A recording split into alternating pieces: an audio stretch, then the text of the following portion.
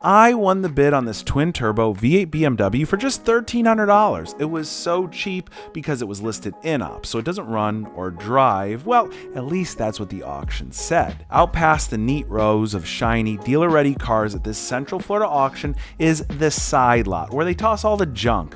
Whether the title's gone missing or it's so bad that nobody even cares about it, it just all winds up here. Most of these things will waste away, while a handful get sold for scrap or parts value. So naturally, it's full of BMWs. Oh, look, another 5 Series. I thought that for a second was a Z4M, but it's definitely not. Is that a V12? No, it is. Look. How much would you guess this will sell for? Take a guess. $700. I think a little more. Let's see here. Ooh, this thing has been sitting for ages. Look at this. This is incredible, man. The strange thing about this top-of-the-line twin-turbo 5 Series is that it looked exceptionally clean, like it belonged more on a higher-end buy-here, pay-here lot than one step away from a crusher. Now, I originally found this car on its online auction listing where they marked it as a non-runner and non-driver.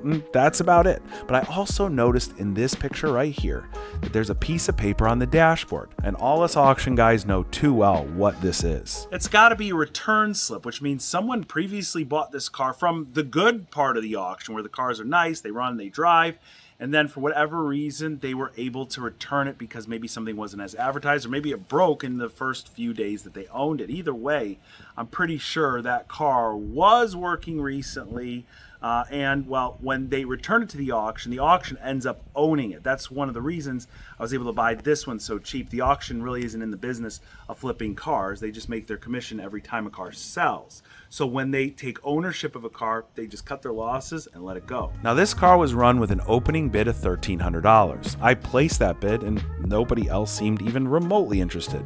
So for a total with fees of $1,580, I snagged this BMW, which is probably what a parts breaker would get just for its headlights and M Sport trim. This color actually looks really, really good.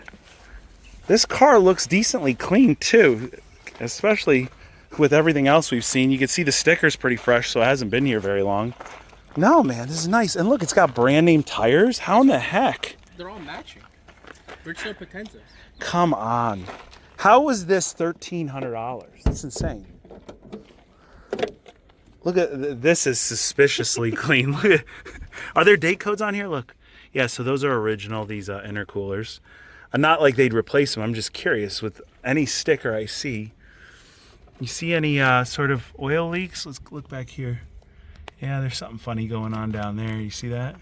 The one thing we really want to figure out is, will it start? Did you look at any of this stuff here? Coolant was a little low. Ooh, really? He said coolant slow. This thing is suspiciously clean. Look how clean the engine bay is. And it's missing the intakes. I'm wondering if it had an aftermarket intake, right? Mm-hmm. Dude, the coolant's not like... It's just below the mint. Yeah. Did you look in there? It doesn't look like it's gummy or anything either. Hold on. Wait a minute. Look at these. These are definitely not factory. I don't know how I missed that. These downpipes are aftermarket downpipes. What about the turbos? Would these have come with a factory Garrett turbo? We're getting too excited about this car. We don't even know if the thing starts. And I'm assuming since it's out here, the battery's dead. Yeah? Oh, dude, it opened by itself. Look. It has some battery power. It had 10 volts last time we did. All right. Oh. Okay, we got our typical BMW gluey screen. Look at how clean this interior is. This is insane. The deal shield, vehicle return authorization, just like I suspected. This just tells you basically who bought the car and where they ended up returning it to. But once you file for this right here and get the car returned to the auction, there's no questions asked. They give you your money back. This sheet is very boring. It doesn't tell you why they brought it back or anything like this. But I would bet you that this means this car was running and driving not too long ago. Hey, hook that jump starter up. All right, let's go.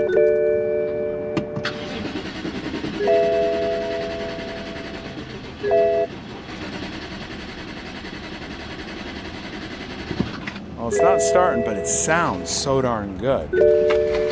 I hope I don't regret saying this, but it just sounds so darn even. That's good news. We just got to get them to fork it out of here, get it home, and start tearing into it. Only reading 8 volts, so when we energize this thing, should be able to get the trunk open. So when we pull all the trim out of the way, you could see someone probably had a speaker system in here. A bunch of wires run all around into the battery, which can be fun if you're diagnosing an electrical issue. And these BMWs are kind of known for that.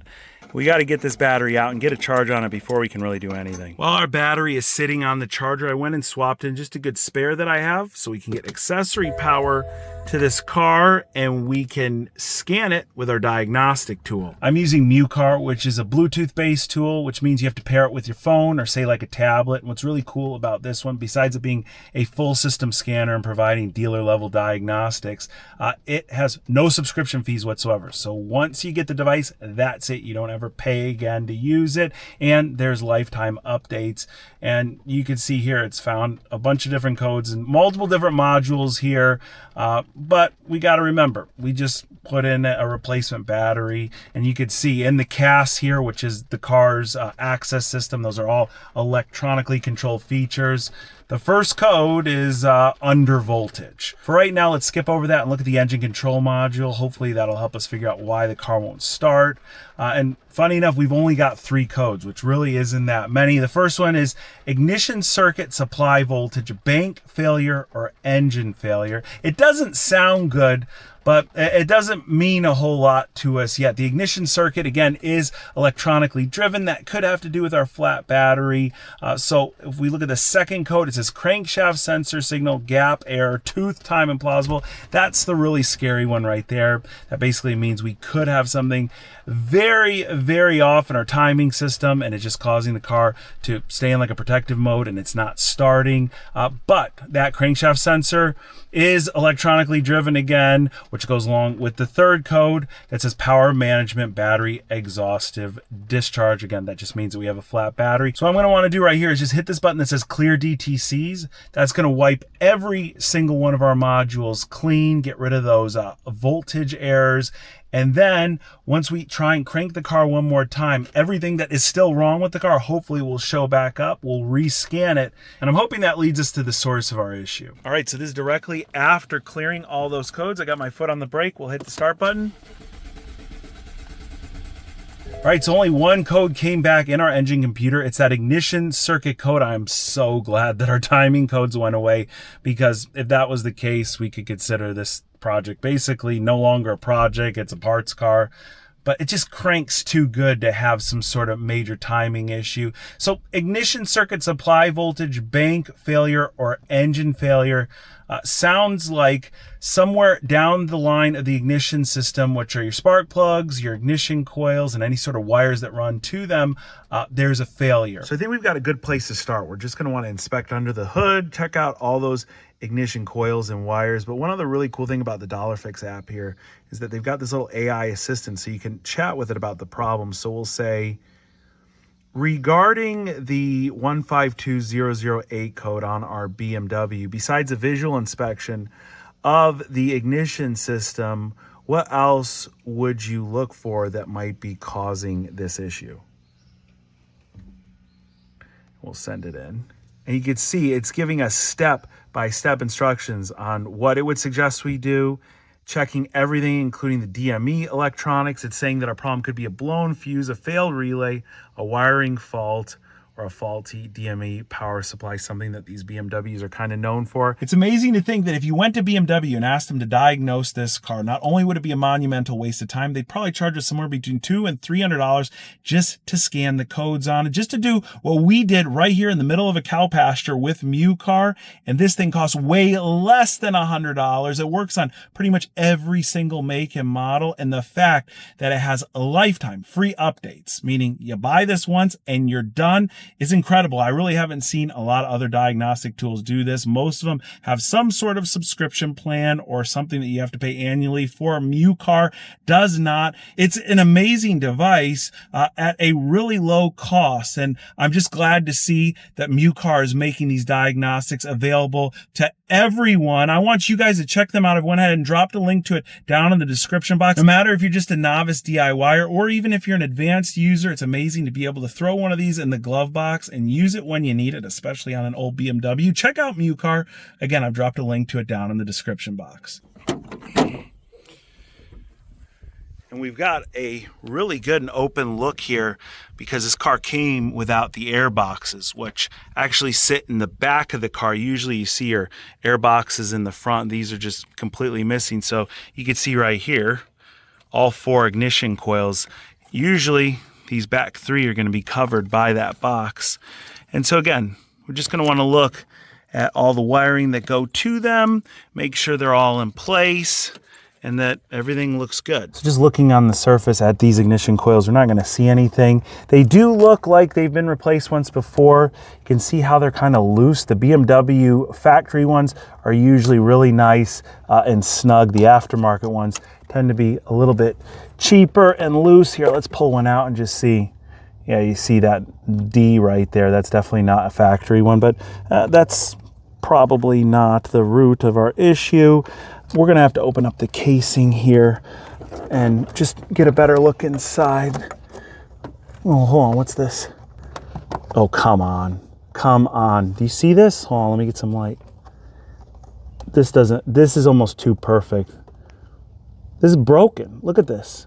This is the wiring harness from the car, not from the, it's not part of the connector on the ignition coil, and it's right underneath this bigger wire. And I mean, I guess it's possible it could be chafed, but you see how clean this engine bay is, all right? It's got 100 and something thousand miles on it. Someone messed with this and someone broke this. Andrew's out here helping me, and he just said something that I didn't even realize. I think it's really important. What'd you say? It's just that the harness is broken at the very beginning of the circuit. The coils all share a common ground or power depending on the circuit. And once that's cut, like this case, you're essentially cutting off the control to all the ignition coils, which is the fault that we have. Yeah, so in other words, since the first one in line is the one that is broken, it's cutting off communication to all the rest. And again, the fault was for bank failure. Perfect. So we're gonna go ahead, we're gonna splice that together, and I bet you this thing's gonna start. Good. So the question I have right now is, who broke the wires and how did they break them? It's very suspect that just the one set of wires that happens to take out the entire bank of ignition coils. It's like someone knew what they were doing. And of course, you'll always hear these stories of someone sabotaging a car at auction just to get it cheaper. But you got to think in the way which we bought it, where it came from. This was sold to me by the auction. I told you before, it was returned via a service called a Deal Shield. And when it comes to the Deal Shield, think about it like an extended warranty. When that guarantee is provided to you, you can return the car no matter what at any time. The car could be running, it could have died. And while in a lot of cases, if the car is grossly misrepresented at the auction, they might take it back or they might try to repair it for you. When it comes to cheap cars like this that are as is and cars that are over like 10 years old, they really don't hear it. So yeah, there's a lot of moving parts there, but it wouldn't be necessary for someone to make the car die in order to get it returned to the auction. They had that Deal Shield. It's like a golden ticket. It goes right back. So I'm just trying to think like why it would have broke unless it just broke, but it doesn't seem like a chafed wire. It seems like a nice clean break either way. We'll just go and put it back together, and I think this thing might actually just run. For some reason, my decent soldering iron disappeared, and all I had left in my toolbox were these ancient relics. Combined with the fact that I had solder meant for the tiniest of circuit board repairs, this all turned into a waste of time. So I broke out the cheater connectors that have a piece of solder in the center. All you do is slip them over the wires, heat them up, and well, that's it. And they actually work perfect for this job. They are weatherproof, so I think they'll hold up over time, at least for now while we're just trying to get this thing up and running. All right, we just got to put our ignition coil back in. All right, Should be all repaired and connected. All right, here we go. Watch this thing start right up. 3, 2, 1. All right, it ain't starting.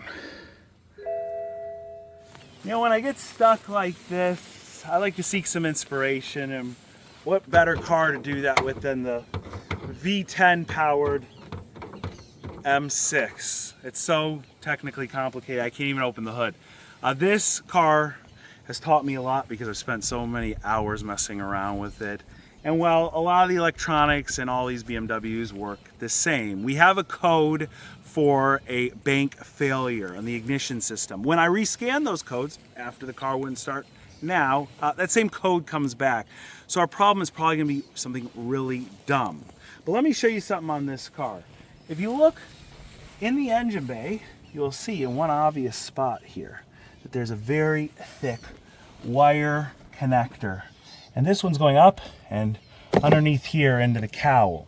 Basically, that's where there's a lot of power being distributed through the car. Those ignition wires are powered via that distribution, then connected to the engine computer. I know it sounds complicated, and in some cases it can be, but what usually happens is that there's a fuse or a relay that powers that stuff, and again, it's usually hidden, in my experience, under that cowling area where you find that large connector. Now, before we start messing around with different modules and electronics, we're going to want to pull the battery negative terminal off there.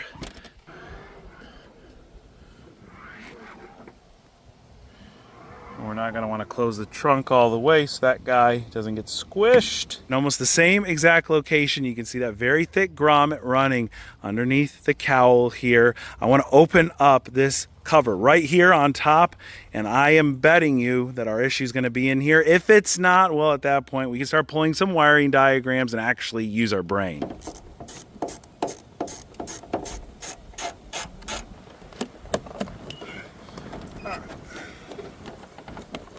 Okay, that's actually not a DME at all. That's interesting. What the heck is that? Look at, I'm already finding a blown fuse too. Now, I thought we were gonna find an actual module in here. I'm not exactly sure what this thing is, but it's got 2 fuse holders in it, and look, that top one is a 30 amp, it's blown. Let's see this here.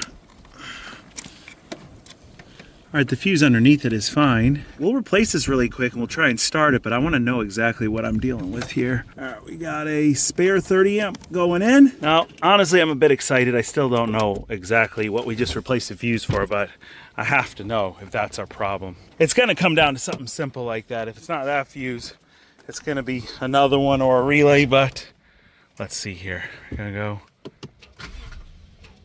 Oh, what the heck? Here we go. 1, 2, 3. Ha ha ha, it was that fuse. Okay, we got a massive air leak because we took this off to get to the ignition wires to make the repair. Let me go slap these parts back on the engine, then we'll see how well it actually runs. But this thing is running!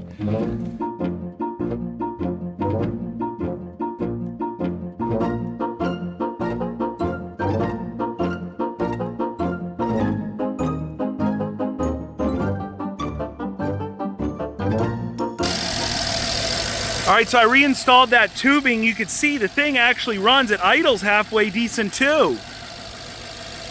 I did notice when I was pulling it off the trailer, it was smoking a bit. And it's even smoking just a tiny bit right now. You could hardly even see it. It's not perfect. You could smell it's running a little rich. Look at the idle. Not bad, man, not bad. Let's hear it. It actually sounds kind of decent. When you do that, it does smell quite a bit, so it's definitely burning some oil, and it's probably misfiring.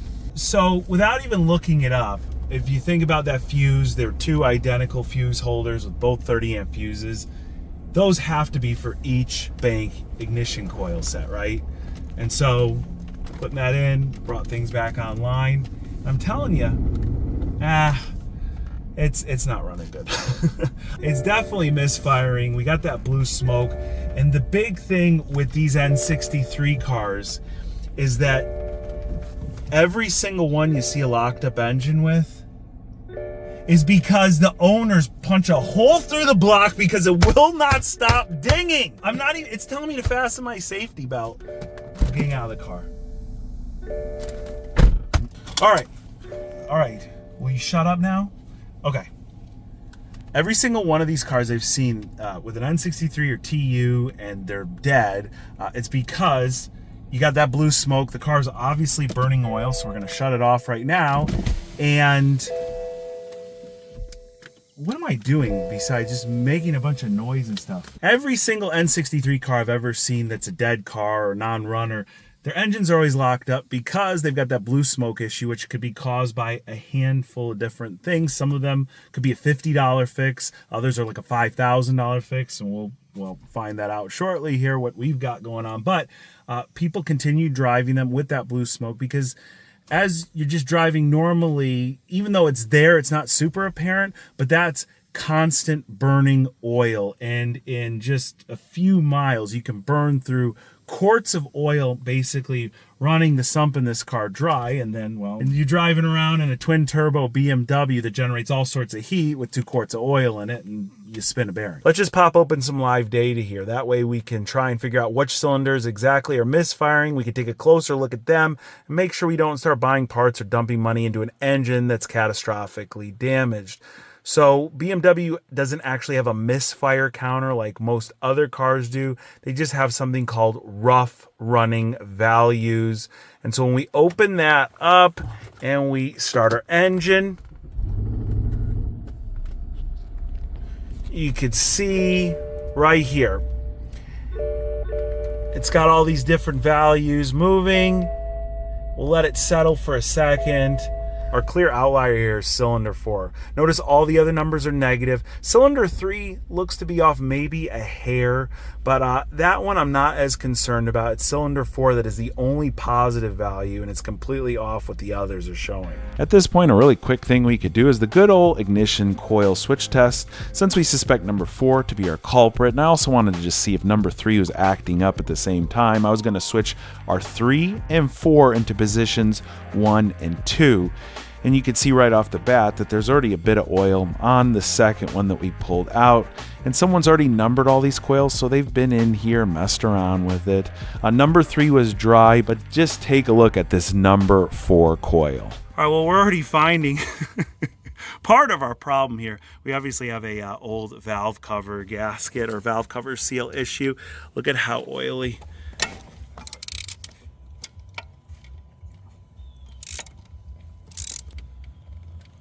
Oh my goodness, look at how much oil is pooling in that cylinder. That's definitely why we're having that rough running issue and probably a misfire on cylinder 4. We'll use this to pull the plug out, which again is going to be soaked in oil, but the darn tip itself isn't bad. And it's an iridium plug that looks decent. So our problem, first and foremost, is definitely a valve cover gasket leak. Just for fun, we're going to take the oil soaked spark plug and put it into our tester here and see how well it fires. Oh, it looks darn good. You're not going to believe this. We just figured out the mystery of the broken ignition coil wire. When I was putting back number 4 here, the one all the way in the back, and these can be a little bit finicky, but they snap into place. They actually, I think BMW has a good design for once with these. As I was pushing this in, look what I did. I snapped cleanly cylinder number 4's ignition wire right off in the same exact way that the one was broken over here. These just have to be brittle, old wires, and they're probably all very fragile at this point. You got to think about how hot this engine gets. It's one of the reasons it is so unreliable. They call it the hot V setup with the turbos in the back here. And well, I've got another wire to replace. I'm curious though, you think that the car will start because number 4 wire is broken at this point? We got to be careful that the wire itself here, look at this, look. You think that this also could be the reason why it's shorted. This wire is so close to the metal valve cover, power hits it, boom. You're gonna blow the fuse. I'm just gonna use this glove here and kind of insulate things so they don't short. Even though the power and ground are next to each other and the wire's broken, they still could short. But I want to just see if this thing starts real quick. Yeah. It feels like it's actually running about the same as what we had before with that cylinder 4 soaked in oil. So someone had to have been diagnosing why the car was smoking so bad after they bought it at the auction. And they were messing around with things like ignition coils that are really simple to take apart on this BMW. They went, after breaking the wire, they shorted the wire, car wouldn't start. They called the auction and said, we will use that deal shield, and they just returned the car. So what do you guys make of this car? So far, I don't think there's anything catastrophically wrong with it, but it's definitely mechanically totaled, and not even from a parts perspective. If we replaced every single component that could be causing this car's oil burning and rough running issues, it'd probably only cost a few $100. The problem here is the labor. It's insanely intensive on this specific engine. These cars are the definition of over-engineered.